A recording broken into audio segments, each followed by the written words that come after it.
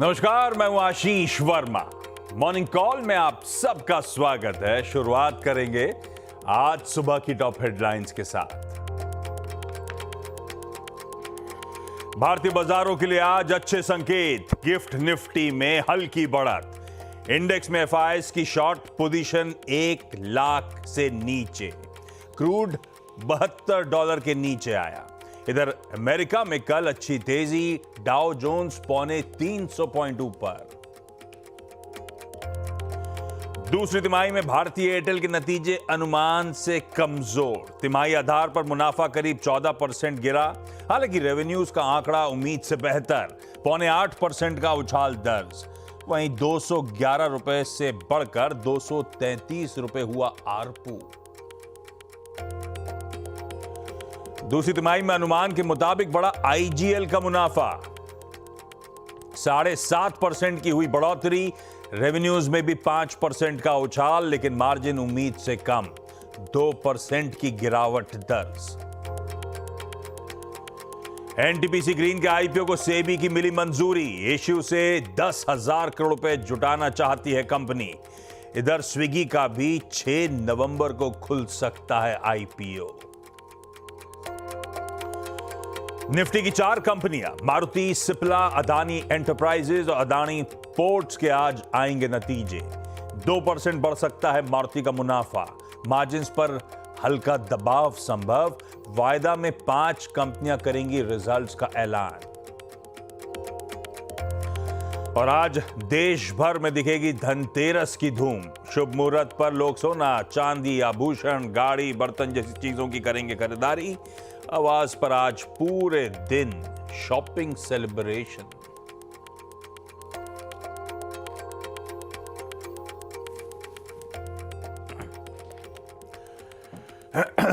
चलिए भाई, मंगलवार की सुबह, हफ्ते का डे 2 और आज से फेस्टिविटीज और तूल पकड़ेंगी।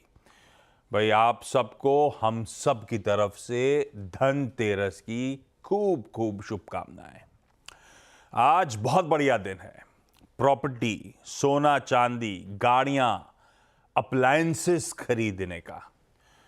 और इनफैक्ट हमारे रिचुअल जो है ना, वो ऑल इनकम्पासिंग है, सबका ख्याल रखते हैं। तो मेरे और वीरू के लिए भी ख्याल रखा है। चाहे तो बर्तन और झाड़ू भी खरीदी जा सकती है। वीरू तो है ही नहीं, सुबह सुबह निकल गए खरीदने के लिए। उनकी जगह आज मानस जुड़ेंगे जो हमारी सुबह मदद करेंगे। और मानस क्या खरीदने जा रहे हैं आज, वो कार्यक्रम में आगे बताऊंगा। लेकिन खैर, कल फेस्टिव वीक की शुरुआत जो हुई थी वो बढ़िया पॉजिटिव नोट पे होती हुई नजर आई। खुले पॉजिटिव नोट पर इंट्राडे हाईज हुए, इंट्राडे लेकर आइए स्क्रीन पे। इंट्राडे हाईज हुए 24,492 के। पर हां, 24,500 के आसपास एक तगड़ा रेजिस्टेंस फेस करा और फाइनली ऊपर से कुछ हल्का होके ऊपरी स्तरों से कुछ मुनाफा वसूली आती हुई नजर आई। तो एक समय 312 पॉइंट ऊपर वाला निफ्टी फाइनली 158 अंक मजबूती के साथ बंद होता हुआ नजर आया। पर हां, पिछले पूरे हफ्ते हर दिन दबाव के बाद एक बढ़िया रिस्पाइट जरूर स्क्रीन पर था। ट्रेडर्स, इन्वेस्टर्स, सबको एक रिलीफ जरूर मिला होगा। हाँ, यह बात अलग है कि एफआईएस की कैश मार्केट में सेलिंग कंटिन्यू कर रही है। कल भी 3,200 करोड़ रुपए के आसपास की सेलिंग थी। पर वायदा के कुछ आंकड़े दिखाता हूं। पिछले कुछ दिनों का लगातार ट्रेंड बना हुआ है।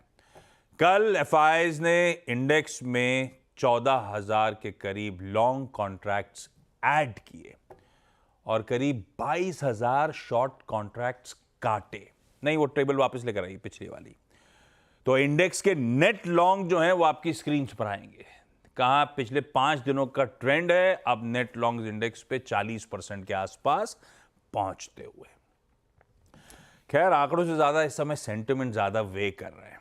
तो ऐसे में दरअसल मूड कैसा रहेगा, बाजार का अप्रोच कैसी रखनी है, उस पर आगे बातचीत करूंगा। लेकिन आज कहां का नजर है? हाँ, धनतेरस सेलिब्रेशंस अपनी जगह। निफ्टी फाइनेंशियल सर्विसेज इंडेक्स की आज मंथली कॉन्ट्रैक्ट्स की एक्सपायरी, फिन निफ्टी। दूसरी तरफ एक और रिजल्ट हैवी डे। भाई कई सारे इंपॉर्टेंट रिजल्ट्स पे हम रिएक्ट कर रहे होंगे, वो आगे बातचीत में लेकर आऊंगा। लेकिन 4 निफ्टी की और 5 और वायदा बाजार के रिजल्ट्स आज अवेटेड हैं। डिटेल्स बाद में। और यूएस में आज शाम को जोल्ट्स का जॉब ओपनिंग का डेट आएगा, जिस पे हॉर्मास से अपन कल सुबह चर्चा कर रहे होंगे। हाँ, अब दिखाता हूं कल का जो रिलीफ स्क्रीन पर था, आगे और इंचअप करेगा नहीं करेगा। गिफ्ट निफ्टी रखिए, ठीक है, हरे में है एटलीस्ट। फेस्टिविटीज के दिन 30-40 पॉइंट इन ग्रीन हमारे मार्केट शुरुआत कर सकते हैं, ऐसा गांधीनगर से गिफ्ट निफ्टी इंडिकेट कर रहा है। सब फेस्टिव लुक में आपको स्क्रीन पे चमचमाते हुए सुबह 7 बजे तड़के नजर आएंगे। हॉर्माज ग्लोबल मूड सेट कर देंगे। मानस, कैसे निफ्टी बैंक को अप्रोच करना है, उस पर उनसे बातचीत। और हर्षदा बताएंगी सारे इंपॉर्टेंट, अरे वाह, स्टॉक्स इन न्यूज। भाई आप सबको भी धनतेरस की शुभकामनाएं। मानस, थैंक यू सो मच सुबह सुबह जुड़ने के लिए। आता हूं आपके पास, बातचीत की शुरुआत करेंगे। पहले लेकिन गिफ्ट निफ्टी दिखा दिया था, अपने एशियन पीयर्स को भी प्लीज रख दीजिए स्क्रीन पे। एशिया में जो खुले मिला जुला कामकाज कही है, कुछ बंद भी है क्या? नहीं। अरे कोई दिवाली नहीं मना रहा, ये धनतेरस, ठीक है। वैसे कौन बता रहा था, अभी आऊंगा, आगे इवेंट्स में बताऊंगा, ठीक है। यूएस का कल का हैंडओवर ठीक ठाक था, 1/4 से 2/3%, तीनों बेंचमार्क्स मजबूती के साथ कामकाज कर रहे थे, पर हम लार्जली ये डाइजेस्ट करके गए हुए थे। इनफैक्ट हम इससे ज्यादा तेजी डाइजेस्ट करके गए थे कल फ्यूचर्स के तौर पे, आधे से 1% के बीच। और आज सुबह के फ्यूचर्स बिल्कुल फ्लैट हैं, इन रेड स्लाइटली नजर आएंगे। तो ठीक है, कल का हैंडओवर जो था शायद एक्सपेक्टेड था, उतनी तेजी आई। गिफ्ट निफ्टी भी फिर इसीलिए आपको फ्लैट लाइन के इर्द गिर्द खुलने के इंडिकेशन दे रहा है। पर हुआ क्या? हॉर्माज, गुड मॉर्निंग, मूड कैसा है? गुड मॉर्निंग आशीष, और धनतेरस की आपको भी बहुत बहुत शुभकामनाएं, और दर्शकों को भी। लेकिन आप ग्रीन देख रहे हैं स्क्रीन पर, उस पर ज़्यादा आप अटेंशन ना दे तो बेहतर होगा, क्योंकि एक बहुत heavy data heavy, events heavy, earnings heavy हफ्ता और 2 हफ्ते आने वाले हैं यूएस के बाज़ारों के लिए। तो ग्रीन है स्क्रीन पर, ठीक है, ये एक सेंटिमेंट की तरह से आप रीड करें तो अच्छा रहेगा, लेकिन इसे आप ट्रेंड की तरह ना समझे तो बेहतर होगा, क्योंकि बहुत सारे अर्निंग्स आने हैं जिसकी हम चर्चा अभी करेंगे। लेकिन बाज़ार एक तरफ झुकने की कोशिश कर रहा है, वो इंटरनल से पता चल रहा है कि डोनाल्ड ट्रंप की जीत को, इस पे हम 2 हफ्ते पहले या हफ्ता भर पहले भी बातचीत कर चुके कि बहुत सारे लोग ये कह चुके हैं कि बाजार ये प्राइस इन करने की कोशिश कर रहा है कि डोनाल्ड ट्रंप की जीत होगी। और उसका एक एग्जाम्पल ये भी है कि Trump media and technology group के जो शेयर्स हैं वो 1 महीने में तिगने हो चुके हैं, और कल भी 22% ऊपर थे। अगर ये देखिए पिछले 6 हफ्तों का, 6 दिनों, मीडिया एंड टेक्नोलॉजी ग्रुप, ये ट्रम्प साहब की कंपनी है। ये एक मर्ज हुई थी, उनकी सोशल मीडिया कंपनी है जो SPAC से मर्ज हुई थी, वहाँ की जो स्पेशल पर्पस एक्विजिशन कंपनीज होती है। उस तेजी के बता रही है कि उत्साहित हैं, उत्साहित आ रहे हैं ऐसा ये इस तरह का जो रुझान देखने मिल रहा है उनके 1 महीने में। अगर स्टॉक अगर तिगना हो जाए, हेरिटेज फूड क्या फटा था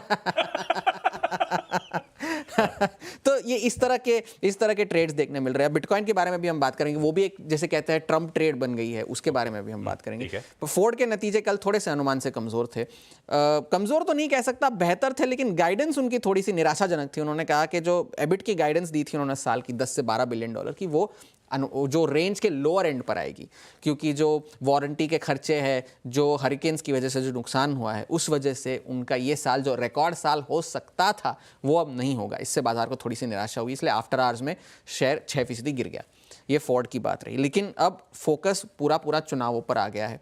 अब वहाँ पर जो प्रचार है वो अब अपने आखिरी हफ्ते में आ चुका है। तो वहाँ डोनाल्ड ट्रंप, कमाला हैरिस दोनों अपनी अपनी जगहों पर जाकर प्रचार कर रहे हैं। लेकिन डोनाल्ड ट्रंप की रविवार को एक रैली हुई थी मैडिसन स्क्वायर गार्डन्स में, उसमें वहाँ पर किसी एक हजरत ने बात करते करते ये कह दिया कि जो पुएर्टो रिको जो देश है मध्य अमेरिका में, वो in as many words floating island of garbage है, ये कह दिया उन्होंने। तो इस पर बड़ा बवाल मच गया है वहाँ। तो एक ये चीज़ हो गई है। जो बाइडेन कल अपना वोट डालने पहुंचे डेलावेयर में, जल्दी वोट डालने पहुंचे, उन्होंने कहा कि ये जो हुआ बहुत शर्मनाक है और ये किसी भी राष्ट्रपति की को शोभा नहीं देता, ये इस तरह की स्पीच देना। और इलॉन मस्क पर अब मुकदमा दर्ज हो गया है वहाँ। उन्होंने एक जो प्रचार शुरू किया था कि जो वोटर्स है पेंसिल्वेनिया के, जो उनका एक प्लेज था, वो अब प्लेज अगर आप साइन करेंगे तो लॉटरी सिस्टम के जरिए हम किसी एक वोटर को रोज $1 मिलियन देंगे। तो उस पर यह मुकदमा हो गया है कि आप वोट देकर वोटर खरीदने की कोशिश कर रहे हैं। और इलॉन मस्क ने कोई दो राय नहीं है कि उन्होंने खुलेआम डोनाल्ड ट्रंप का प्रचार किया है। इस पूरे चुनाव में। तो ये बात जो प्रचार है वहाँ पर वो तूल पकड़ रहा है। कमाला हैरिस कल इंडस्ट्रियल इलाकों में गई थी, तो स्विंग स्टेट्स पर जिसकी हम पिछले हफ्ते भी चर्चा कर रहे थे वहाँ पर नज़र बनी हुई होगी। ब्लूमबर्ग सर्वे भी जो कह रहा है, जो सर्वे हुआ है ब्लूमबर्ग के जरिए, उन्होंने भी कहा है कि जो 38% रिस्पॉन्डेंट्स थे, उन्होंने कहा कि डोनाल्ड ट्रंप अगर जीत कर आए तो 38% रिस्पॉन्डेंट्स कह रहे हैं कि इस वक्त जिस लेवल पर यूएस के बाजार है वो अगले साल इस लेवल से ऊपर होंगे। 38% रिस्पॉन्डेंट्स का कहना था। लेकिन अगर कमाला हैरिस जीत कर आई, क्या बाजार ऊपर होंगे, इस पर हामी सिर्फ 13% लोगों ने भरी है। तो बाजार के लिए जो एनालिस्ट भी कह रहे हैं कि डोनाल्ड ट्रंप की जीत बाजार के लिए पॉजिटिव होगी, क्योंकि स्मॉल कैप्स रैली करेंगे, लार्ज कैप्स तो करेंगे लेकिन स्मॉल कैप्स आउट परफॉर्म कर सकते हैं। यूबीएस ने भी कहा कि आप इस बढ़त को ज़्यादा अटेंशन ना दे, क्योंकि बहुत कुछ आने वाला है, डेटा, अर्निंग्स, तो शायद अब चुनाव के नतीजों से पहले थोड़ी सी प्रॉफिट बुकिंग आ सकती है, मुनाफा वसूली आ सकती है, और एक बार जब क्लैरिटी आ जाए कि चुनावों में कौन जीता है तो उसके बाद फिर मैक्रो फंडामेंटल्स फिर से अपनी फ्रंट सीट पर आ जाएंगे। आपको शायद याद होगा कि महीने की शुरुआत में मैंने आपसे कहा था बिटकॉइन के बारे में, जो से अक्टूबर को वो लोग अक्टूबर कहते हैं, वो ट्रेंड जारी है। इस महीने भी बिटकॉइन 10% ऊपर है। तो ये अब 11 सालों में 9वीं बार ऐसा होगा कि अक्टूबर के महीने में बिटकॉइन के पॉजिटिव रिटर्न्स आएंगे। और पिछले साहब का जो जिसे आप ट्रम्प रुझान है बिटकॉइन की तरफ, ये उसका रीजन है। जो यूएस को वो crypto capital of the world बनाना चाहते हैं, ये ट्रम्प ट्रेड आप कह सकते हैं, क्योंकि $60,000 थी कीमतें महीने की शुरुआत में, 70,000 के पार हो गई है अब बिटकॉइन की कीमतें, जो कि जून के बाद पहली बार 70,000 पहुंची है। 73,800 के आसपास का उसका रिकॉर्ड हाई है बिटकॉइन का, तो अब रिकॉर्ड हाई के बहुत नज़दीक चल रहा है। तो बिटकॉइन और ट्रम्प ट्रेड जो है वो अब फोकस में आते जा रहे हैं चुनाव के नतीजों से पहले। अब जापान में क्या हो रहा है, कल जापान में एक पॉलिटिकल अनसर्टेनिटी जो चल गई थी, प्रधानमंत्री वहाँ के जो है इशिबा साहब, उन्होंने कहा कि मैं फिर से एक सरकार बनाने की कोशिश करूंगा, क्योंकि सिंगल लार्जेस्ट पार्टी तो आखिर में वही है। लेकिन निकाय जो है अभी भी बढ़त के साथ कामकाज इसलिए कर रहा है क्योंकि अब बाजार को लगने लग गया है कि कमज़ोर सरकार अगर आई तो वो अर्थव्यवस्था को दुरुस्त करने के लिए और स्पेंडिंग कर सकते हैं। इस वजह से निकाय बढ़त के साथ कामकाज कर रहा है, लेकिन उसका खामियाजा येन को भुगतना पड़ रहा है, क्योंकि जो बैंक ऑफ जापान ने ब्याज दरें बढ़ाई थी जुलाई में, उसके बाद येन में जो तेज़ी आई थी वो सारी तेज़ी उन्होंने गिव अप कर दी है। तो ये एक निराशाजनक चीज़ हुई है येन की वजह से। लेकिन अब अर्निंग्स पर जो फोकस है, S&P 500 की लगभग 42% मार्केट कैप इस महीने अर्निंग्स, इस हफ्ते अर्निंग्स डिक्लेयर करेंगी। बिग टेक की जो 5 कंपनीज है, आज अल्फाबेट के नतीजे आएंगे, तो वो एक बड़ा नतीजा आज देखने लायक होगा। तो handover positive on screen yes, but ज़्यादा अटेंशन ना दीजिए। चलिए हैंडओवर पॉजिटिव वाला पार्ट समझ लेते हैं। फेस्टिविटीज है, अच्छी चीज़ सोचनी चाहिए। पर मानस बताएंगे आपको कि कल जो फाइनली कुछ बहुत स्क्रीन बेहतर दिख रही थी, उससे कुछ भरोसा बढ़ा या नहीं बढ़ा? क्या अप्रोच रखनी चाहिए निफ्टी पे, निफ्टी बैंक पे? मानस, गुड मॉर्निंग। क्या व्यू बनता है अब निफ्टी बैंक पे? क्या अप्रोच रहेगी आज मंगलवार के दिन? गुड मॉर्निंग आशीष जी, और आप सभी लोगों को धनतेरस की बहुत सारी शुभकामनाएं। तो देखिए, पिछले 10 दिनों में अगर देखें तो मेरे ख्याल से कल सबसे सीरियस एफर्ट था रिवर्सल का निफ्टी में स्पेशली, क्योंकि निफ्टी ने जो एक दिन पहले का लो था उसको ब्रीच नहीं किया, और वहां से जो रिकवरी देखने को मिली उसमें जो एक दिन पहले का हाई था उसको भी ब्रीच किया। लेकिन पॉइंट ये है कि 100 डे मूविंग एवरेज के ऊपर निफ्टी सस्टेन नहीं हो पाया, वहां पर प्रॉफिट बुकिंग देखने को मिली है। मेरे ख्याल से अभी भी कोई भी रिवर्सल के साइन चार्ट पे दिख नहीं रहे हैं, इसलिए इंतजार करना ही बेहतर रहेगा। जब तक 20 डे मूविंग एवरेज के ऊपर निफ्टी नहीं निकलेगा, पोजिशनली बुलिश ट्रेंड नहीं होना चाहिए, इसलिए तब तक आपको उछाल पे बिकवाली करने की ही राय रहेगी।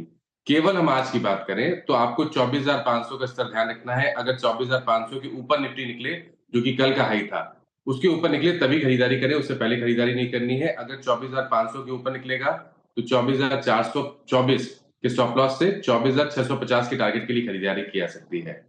करंट लेवल्स पे कोई भी एक्शन नहीं है। नीचे की तरफ अगर 24,285 के नीचे निफ्टी फिसलेगा तो फिर आपको बिकवाली करने का ट्रेड लेना है।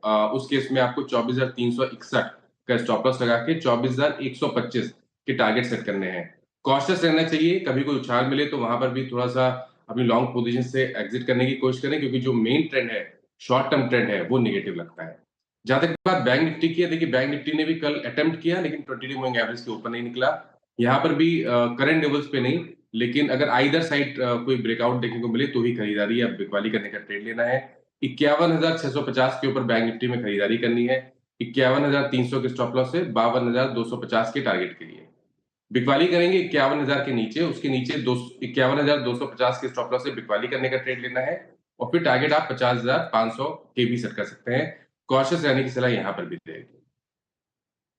इंटरेस्टिंग है भाई साहब, जरा स्क्रीन को ऑब्जर्व करिएगा। कल के हाईज के ऊपर चलना शुरू हुए, 24,500 से आते आते मामला ठंडा पड़ गया था।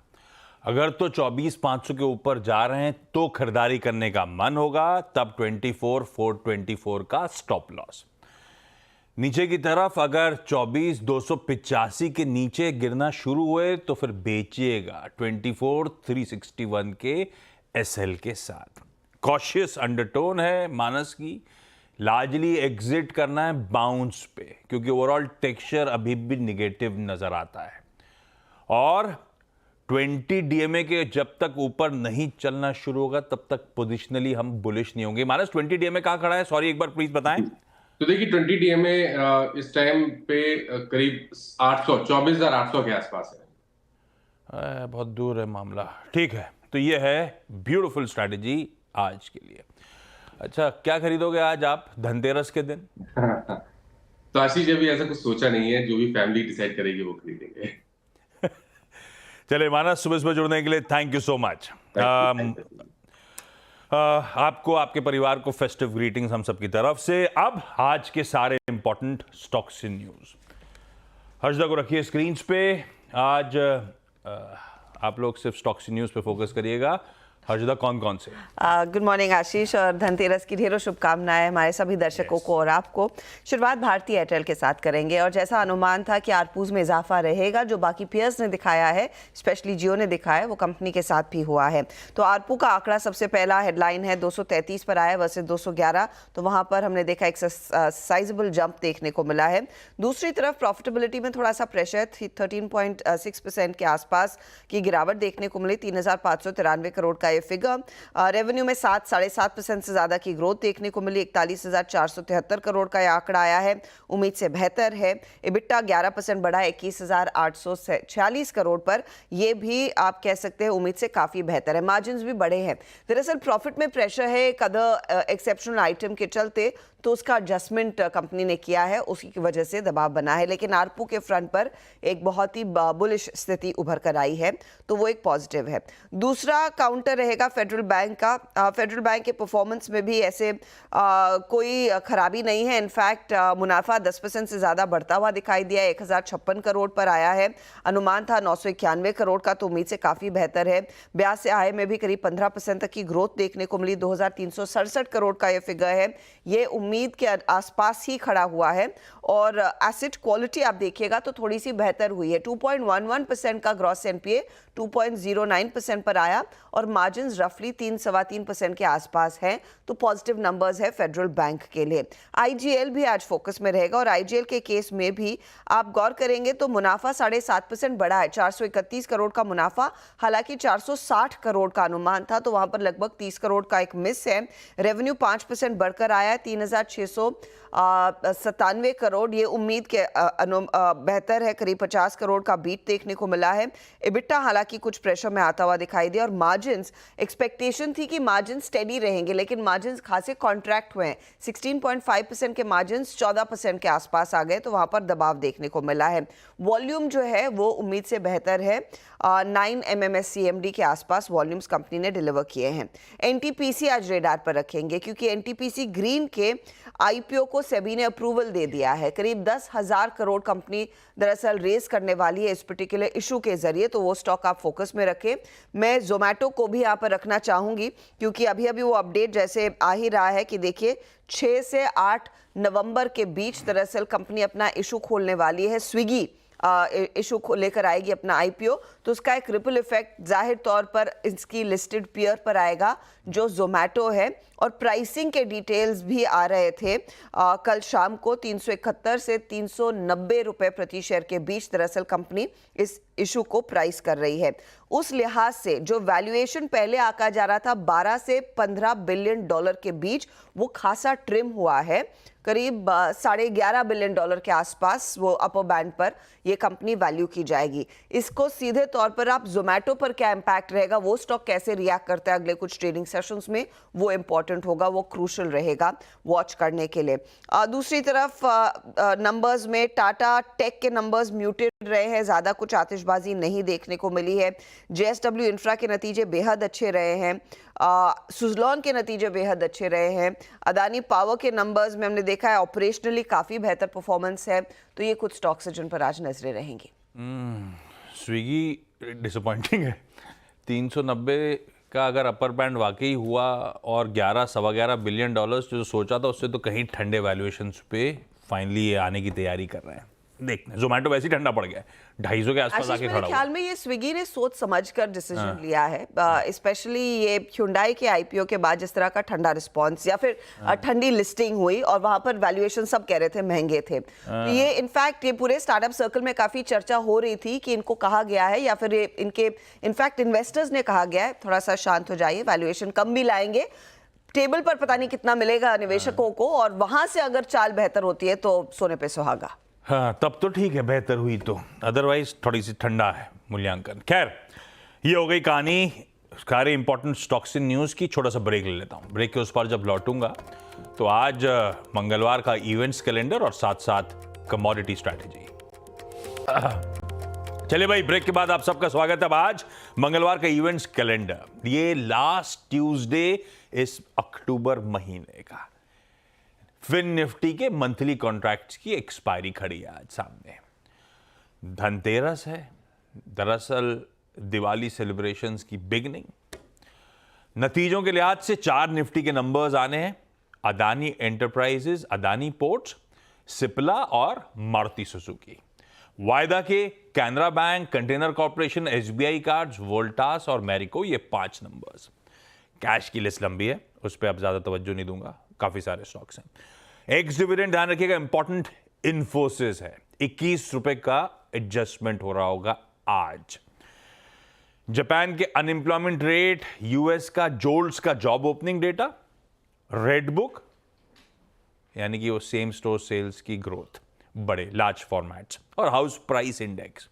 आज हमारा आयुर्वेद डे है। Basically Ayurvedic principles, medicinal herbs, lifestyle practices, उसके से रिलेटेड अवेयरनेस जगाने के लिए। और हम ही नहीं, 150 कंट्रीज आज आयुर्वेद डे सेलिब्रेट कर रही होंगी हमारे साथ। पीएम मोदी आज हेल्थ कवर सीनियर सिटीजन्स का लॉन्च करेंगे। सभी 70 साल के ऊपर वाले अब आपका इर्रिस्पेक्टिव ऑफ इनकम स्टेटस वाला जो अनाउंस करा था, आज उसका लॉन्च हो रहा है। आज रन फॉर यूनिटी है।